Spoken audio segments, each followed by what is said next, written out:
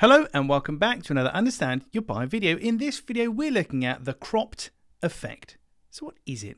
Well, inspired by an early clear sales mess that I had in the early days of my business, it's important to be aware of what your meshing looks like and if it's cropped or distorted in any way. This admittedly low resolution picture of me giving a presentation in the early days of my business. You can see I'm still in front of the slideshow there, and rather than seeing clear sales message, it says clear sales mess. I've cropped the name of my company, and of course I can't really use that picture in any of my marketing other than as a cautionary tale. How does it work? Well, it works to annoy and deter potential clients because they literally don't get the message. If you're not aware of how your imagery or text is cropped on social media or in real life, as per my example, then you run the risk of confusing people or just not making your point. And that's why it's important to lead with what matters first and to think about in context how your stuff is going to be seen. For example, here is one of my products, the Daily Sales Checklist.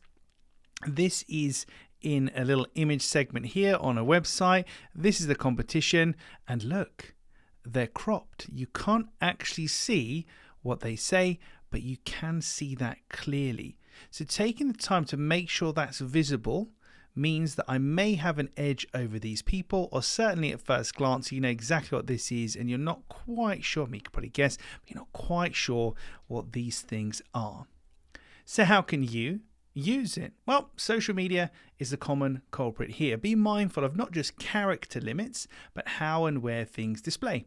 For example, an email title on a mobile is going to be different from an email title on a desktop or a laptop.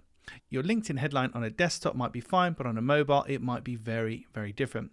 The only way to truly know is to test where possible. So send yourself an email, see what a picture looks like when it's in situ, understand how things are cropped, how things are changed, and then adjust accordingly. So that's the cropped effect. Be aware of where your messaging is displayed. Some platforms and places crop characters and images, which can affect the quality of your communication. Well, that's it for another Understand Your Buyer video, and if you like this kind of stuff, then you'll definitely like the book, which you can buy at understandyourbuyer.com.